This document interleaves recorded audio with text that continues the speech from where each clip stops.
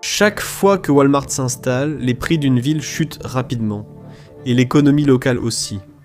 Voilà comment Walmart détruit une petite ville. Walmart est le plus grand détaillant au monde, et de loin, avec plus de 10 000 magasins répartis dans 19 pays. Le géant de la grande distribution vend presque tout, et lorsqu'il s'installe dans une ville, il ne se contente pas d'ouvrir un magasin, il réécrit l'économie locale. Plus la ville est petite, plus le changement est radical. Souvent, cela marque la fin de l'économie telle qu'on la connaissait. C'est fréquent, alors examinons-le de près. Selon l'EPA, une petite ville est définie comme ayant une population inférieure à 2500 habitants. Ces villes varient selon leur emplacement et leur isolement, mais elles ont tendance à attirer Walmart pour les mêmes raisons. Un immobilier abordable ou une opportunité due à la fermeture d'un concurrent. Et c'est exactement ce qui arrive à notre ville test, Anywhereville, États-Unis. C'est généralement un endroit tranquille, mais cela va bientôt changer. Walmart arrive en ville. Lorsqu'une entreprise aussi grande que Walmart s'installe, rien ne reste pareil pour les habitants. Cela peut signifier de réels avantages. Plus de choix, des prix plus bas, la commodité juste à leur porte, mais ces gains ont un prix. Pour les comprendre, nous devons regarder la ville avant l'arrivée de Walmart, et ce qui se passe lorsqu'un prédateur suprême du commerce entre dans une petite économie fragile. Parce que lorsque l'engouement initial s'estompe, la ville doit faire face à ce qu'il en reste. Ces villes ne sont pas parfaites, mais elles offrent des valeurs immobilières plus basses, de l'espace pour des entreprises indépendantes et des commerces locaux plutôt que des chaînes nationales. Et même avant l'arrivée de Walmart, beaucoup de ces entreprises luttent déjà pour survivre, et cela crée une opportunité. Lorsque Walmart s'installe dans une petite ville comme Anywhereville, cela peut, et c'est souvent le cas, ressembler à un sauveur. Le secteur de la vente au détail local est déjà en difficulté, avec des entreprises essentielles à peine survivantes. Parfois, il suffit qu'une famille déménage ou qu'un propriétaire prenne sa retraite pour qu'un pilier de la communauté disparaisse. Les petites entreprises sont fragiles par nature, et Walmart offre quelque chose qu'elles ne peuvent pas, un filet de sécurité. C'est la promesse de Walmart, un stock fiable, un prix prévisible. À n'importe ville, où les habitants vivent avec l'incertitude d'un réseau de boutiques indépendantes, cela peut sembler rafraîchissant. Et ce n'est pas la seule façon dont Walmart promet de changer la donne. Pour beaucoup de gens, son principal atout, c'est le prix.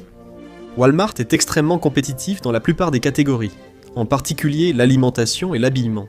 Les petites entreprises doivent payer le loyer, les salaires et les factures mensuelles, et il y a très peu de marge de manœuvre. Walmart n'a pas ce problème grâce à ses multiples sources de revenus. Il peut se permettre de vendre des articles clés à perte, en cassant les prix de la concurrence dans une économie déjà fragile.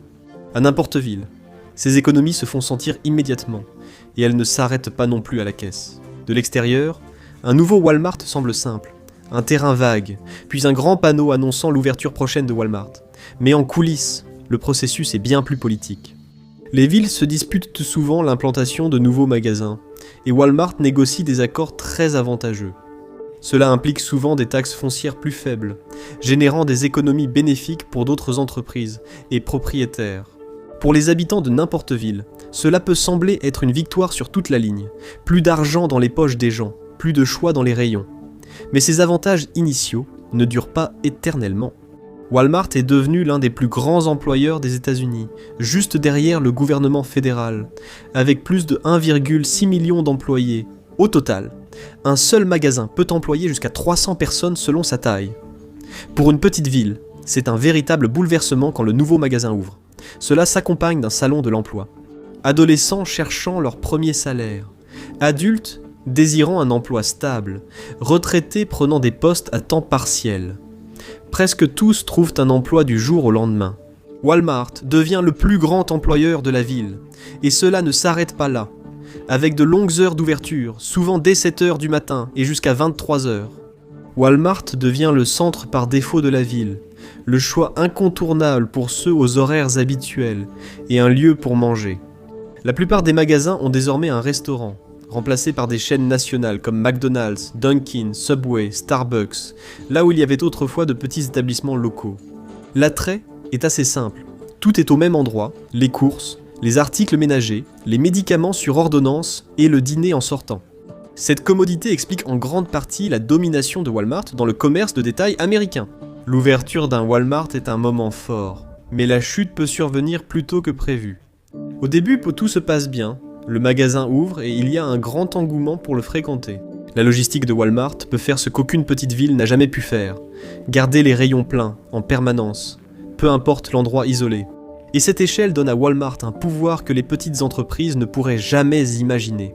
Il ne se contente pas de vendre des produits bon marché, il a le pouvoir d'influencer directement ses prix. Ce faisant, il décide qui et quoi survit assez longtemps pour tout vendre. Et ce n'est pas tout ce qu'il fait non plus. Des mois avant l'ouverture des portes, les employés explorent déjà l'économie locale, la démographie, la fréquentation, les habitudes de consommation, et surtout, où va déjà l'argent local. Walmart cartographie les entreprises qui ont soutenu la ville pendant des décennies, puis conçoit ses rayons pour intercepter ses dépenses. Et c'est là que commencent les dégâts. Ah, et si vous aimez ces vidéos, n'oubliez pas de vous abonner. Walmart a déjà cartographié votre ville, je ne fais qu'expliquer cela. Pour qu'une petite ville fonctionne, il y a certaines entreprises dont elle a besoin, et beaucoup d'entre elles seront familiales, souvent exploitées depuis des générations. L'épicerie est la première, fournissant de la nourriture aux habitants chaque semaine. Il peut s'agir d'un magasin indépendant, ou d'une petite succursale d'une chaîne régionale. Il peut avoir une pharmacie intégrée, ou la ville peut avoir une pharmacie indépendante séparée. Ce sont ces commerces que Walmart vise en priorité. Outre l'alimentation, il y a souvent quelques produits essentiels, un magasin de vêtements, une quincaillerie, un magasin de jardinage ou d'électronique. Avec un peu de chance, la ville aura une librairie ou un magasin de jouets sur la rue principale. Amazon a déjà mis à rude épreuve bon nombre de ses commerces au fil des années. Mais malgré tout, il reste l'épine dorsale de la vie dans les petites villes. Walmart propose chacun d'entre eux sous un même toit. Contrairement aux magasins locaux, Walmart n'a pas à se soucier des chaînes d'approvisionnement locales ou des marges bénéficiaires étroites. Il peut casser les prix rapidement et de manière agressive. Certains habitants essaieront de rester fidèles aux commerces locaux. Ils préfèrent la touche personnelle développée au fil des années. Mais d'autres seront attirés par des prix plus bas, un choix plus large et la rapidité. Ce ne sera pas un coup fatal instantané pour les petites entreprises, mais cela réduira certainement leurs marges. Et pour certaines entreprises, cette pression suffit souvent. Les propriétaires choisissent de prendre leur retraite. D'autres ne peuvent continuer, perdant leur gagne-pain. Et parfois Walmart agit encore plus durement. Les critiques accusent depuis longtemps la méga-entreprise de planification prédatrice, d'étudier les villes de près et d'adapter ses magasins pour concurrencer directement les petites entreprises prospères. Walmart étudie les habitudes de consommation des mois à l'avance. Si une entreprise prospère, Walmart s'assure de pouvoir rivaliser. Prenons encore l'exemple d'Anywhereville. Imaginez un club de tricot composé de toutes les grand-mères du coin. Le genre de club qui fait vivre la mercerie de la ville depuis 1948. Walmart propose aussi de la laine et du tissu à des prix plus bas qu'un petit magasin. Cela laisse une petite entreprise déjà de niche se battre pour sa survie face à un géant de l'industrie doté de poches plus profondes et de marges plus larges. Les petites entreprises axées sur des communautés précises fonctionnent souvent avec très peu de moyens. Lorsque Walmart empiète directement sur leur secteur, il y a rarement un retour en arrière possible. Et lentement mais sûrement, cela commence à faire des ravages dès la première année de l'arrivée de Walmart. Dans une petite ville, on pourrait penser que tout prospère. Les gens économisent sur les produits essentiels, et une partie de ces économies profite au commerce et à l'économie locale. Les gens restent fidèles pendant un certain temps, mais à terme, la réduction des marges bénéficiaires commence à faire des ravages. La pression monte. Il est probable que ce soit l'un des commerces les plus spécialisés qui tombe en premier. Peut-être que la femme qui tient la boutique de laine décide qu'il est temps de tout quitter et de partir en Floride. Elle est la première, elle ne sera pas la dernière, et il n'y aura pas que les concurrents directs qui en souffriront. Une petite ville est un écosystème, et la rue principale en est le cœur battant. Lorsque ces petites entreprises s'affaiblissent ou disparaissent, la fréquentation piétonne diminue. Les magasins voisins perdent des clients, les cafés voient à moins d'habitués. Les effets se propagent, touchant des entreprises avec lesquelles Walmart n'est pas en concurrence directe. Lorsque les dégâts deviennent visibles, il est déjà trop tard. Le système qui soutenait autrefois la ville est déjà en train de s'effondrer. Walmart ne peut pas remplacer ces entreprises, mais il peut discrètement vider la ville de son dynamisme. Les restaurants ont des réservations et dîners d'y planifier, mais la majeure partie de leur activité vient des clients de passage. Les gens qui sont déjà au centre-ville voient une enseigne, ont faim et entrent. Ce flux spontané est vital, et Walmart le perturbe. La plupart des Walmart ne sont pas construits près de la rue principale. Ils occupent d'immenses parcelles de terrain, et sont généralement bâtis à partir de zéro, généralement à des kilomètres du centre-ville, ou près d'une sortie d'autoroute. Aller chez Walmart ne fait même pas passer les clients par le centre-ville. Ce changement commence à peser sur la ville dans son ensemble. Pour les propriétaires de longue date, la retraite peut devenir une perspective plus risquée lorsqu'ils se préparent à vendre. Qui veut acheter un magasin? Cela signifie concurrencer Walmart? De nombreux propriétaires doivent vendre à perte ou déclarer faillite pour survivre. Le résultat, ce n'est pas seulement une boutique fermée, mais une vie brisée et un vide béant laissé derrière, et les dégâts ne s'arrêtent même pas là. La valeur des propriétés dépend de la santé de la ville. Quand les commerces ferment, les magasins et habitations voisins en pâtissent aussi. Les propriétaires constatent le déclin de leur communauté et pensent partir tant qu'ils le peuvent. Quand les offres sont très inférieures à leurs attentes, beaucoup restent, espérant une amélioration qui ne vient généralement pas. Lorsqu'un Walmart arrive, l'écosystème change de façon permanente. Ces hypermarchés sont conçus pour capter les clients. Avant même d'atteindre la ville, ils sortent simplement de l'autoroute, font le plein de provisions et repartent, sans jamais mettre un pied en ville. Le centre-ville est complètement contourné, non pas par accident mais intentionnellement. C'est une version moderne d'une vieille histoire, un endroit laissé pour compte, alors que la circulation se déplace ailleurs, et cela fait de Walmart la seule option en ville pour beaucoup de gens. Les commerces du centre-ville ne vendent pas seulement des produits, ils offrent des moyens de subsistance, ils emploient des gens. Lorsque ces commerces ferment, les emplois disparaissent avec eux. Le secteur public, notamment les emplois scolaires, subsiste, tandis que beaucoup d'emplois privés disparaissent. Avec les difficultés du centre-ville, peu de nouvelles entreprises remplacent celles perdues. Donc, naturellement, les gens se tournent d'abord vers Walmart. Cela semble être une solution. Après tout, Walmart était autrefois le plus grand employeur de la ville. Et c'est là que l'histoire cesse d'être impressionnante et commence à devenir dangereuse. Walmart crée des emplois et des opportunités, mais pas forcément de bonnes. Avant, de nombreux anciens employés de petites entreprises connaissaient le propriétaire. Aujourd'hui, ils ne sont qu'un parmi des centaines dans une grande entreprise. Des soucis d'emploi du temps, de petites erreurs ou des faux pas peuvent mener à un licenciement soudain. Dans une ville avec peu d'alternatives, cela peut être dévastateur. Et même pour ceux qui gardent leur emploi, la situation n'est pas encourageante. La plupart des postes chez Walmart sont à temps partiel. Un travail à temps plein nécessite généralement 40 heures par semaine, un seuil que la plupart des vendeurs et des employés d'entrepôt n'atteignent jamais. Les postes qui le permettent incluent les managers et les postes spécialisés, et la concurrence pour ces emplois est féroce. Pour la plupart des employés, le résultat est moins d'heures, et un salaire plus bas qu'auparavant. Walmart paie généralement au-dessus du salaire minimum, mais pas de beaucoup. Le salaire moyen pour un poste de vendeur est de 18 $ et 25 cents de l'heure, les taux étant fortement déterminés par le salaire minimum. Dans certains États, les employés à temps partiel peuvent obtenir une aide limitée pour les soins de santé, mais les congés payés sont souvent réservés à ceux ayant plusieurs années d'ancienneté. Et ces chiffres inquiétants signifient une autre réalité tout aussi sombre. De nombreux employés de Walmart peinent à joindre les deux bouts à cause d'heures limitées et d'une paie faible, rendant souvent un second emploi nécessaire. Cependant, dans une petite ville, surtout une qui a été vidée par l'arrivée de Walmart, ces opportunités sont rares et difficiles à trouver. Si d'autres emplois étaient disponibles, les gens ne feraient pas la queue chez Walmart en premier lieu, et cela signifie que le sale petit secret de Walmart devient plus évident. C'est le plus grand employeur privé du pays, et aussi l'une des plus grandes sources de travailleurs dépendant des aides publiques, comme SNAP. Ce fardeau revient aux gouvernements locaux et d'État, amenant les critiques à dire que les fonds publics subventionnent le modèle de main-d'œuvre de Walmart. Et tout cela n'est que le début des dégâts pour la ville. Lorsque Walmart transforme une ville en économie à entreprise unique, tout ce qui en découle est affecté.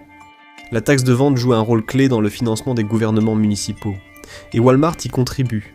Mais cela ne suffit souvent pas à compenser ce qui a été perdu. À mesure que d'autres entreprises ferment, l'assiette fiscale se réduit. Ce qui ressemble à de la croissance peut discrètement devenir une perte nette. La prospérité de la ville est liée au succès de Walmart. Cette dépendance peut être très risquée lors d'une perturbation majeure comme la pandémie de Covid-19. Lorsque les achats ralentissent, la principale source de taxes de vente de la ville s'évapore. Walmart est souvent décrit comme résistant à la récession, mais ce n'est pas une garantie, surtout que Walmart apporte aussi de nouveaux coûts avec lui. Faire venir un Walmart en ville n'est pas un processus simple. S'il reprend un grand magasin déjà existant, les coûts peuvent se limiter à des rénovations. Mais quand un magasin est construit de zéro, les villes rivalisent souvent pour l'obtenir. Tout dépend de leur motivation. Cela implique des dépenses d'infrastructures, de nouveaux accès, des routes, des intersections élargies, parfois des connexions autoroutières pour gérer le trafic. La construction coûte cher et l'entretien ne s'arrête jamais. Une fois le ruban coupé, ses coûts à long terme retombent sur la ville. Au début, ça semble valoir la peine, jusqu'à ce que ça ne le soit plus. Le fait est que tous les Walmart ne réussissent pas, et même les magasins rentables sont constamment évalués, rayon par rayon. La direction de Walmart est toujours concentrée sur la maximisation des profits. Si un rayon leur fait défaut, ils n'hésiteront pas à le réduire ou à le supprimer complètement, surtout s'il était censé remplacer une alternative locale. Revenons au magasin de tricot d'Anywhereville.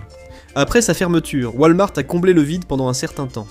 Les ventes de laine étaient solides, mais à mesure que la clientèle vieillissait, déménageait ou perdait la capacité de tricoter, la demande a diminué. Finalement, Walmart a réduit le rayon à une offre symbolique. L'option locale avait disparu, et maintenant le remplacement aussi. Et à mesure que les options diminuent, les fissures s'élargissent. Walmart est une entreprise en bonne santé.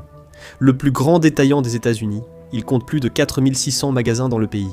Mais être grand ne met pas Walmart à l'abri de la sous-performance. Chaque année, l'entreprise ferme des magasins qui ne répondent pas aux attentes. Rien qu'en 2025, l'entreprise a fermé des magasins dans 6 États. Cela comprenait le Colorado, le Maryland, la Géorgie, l'Ohio, le Wisconsin, ainsi que plusieurs magasins en Californie. Ce n'était pas une restructuration prévue, mais une suppression des points de vente peu performants pour l'entreprise. Ces fermetures passent presque inaperçues, mais pour une petite ville, cela peut tout changer. Anywhereville, aux États-Unis, a profité de cette dynamique pendant des années. Walmart a apporté du trafic, des emplois et l'illusion de la stabilité. Il était facile d'ignorer les failles évidentes qui se formaient dans l'économie de la ville. Peu à peu, le centre-ville a fermé, et les opportunités d'emploi sont devenues rares. Mais Walmart était toujours là, fiable, permanent. Jusqu'à ce que cela change. À moins de 30 km sur l'autoroute, un nouveau Walmart, un supercentre complet, a été annoncé. Il a été construit dans une autre petite ville, mais cette fois près d'un centre touristique en plein essor, plus grand, plus récent, mieux situé.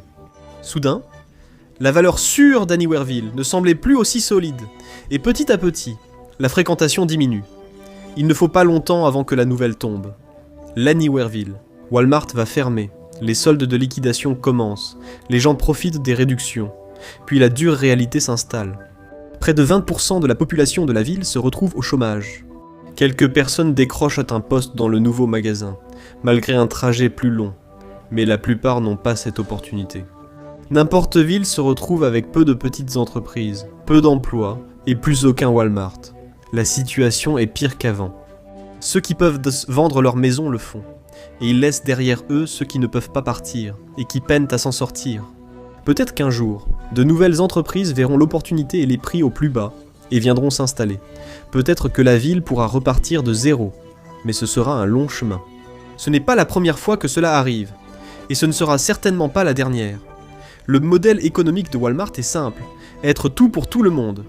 C'est pour cela que Walmart a autant de succès, et c'est aussi pour cela que c'est dangereux. Quand il réussit, il domine.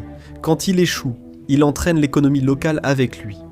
Et tant que Walmart continuera à s'étendre de manière agressive, certaines villes perdront toujours ce pari. Au final, le schéma est toujours le même. Une ville mise tout sur un seul pilier, et quand ce pilier s'en va, il ne reste plus rien pour maintenir l'endroit uni. Merci de m'avoir rejoint aujourd'hui. J'espère que vous avez apprécié la vidéo, et si vous voulez voir plus de vidéos comme celle-ci, alors n'hésitez pas à vous abonner et à activer les notifications. Ça fait vraiment une différence. Merci encore et à la prochaine sur MapPack.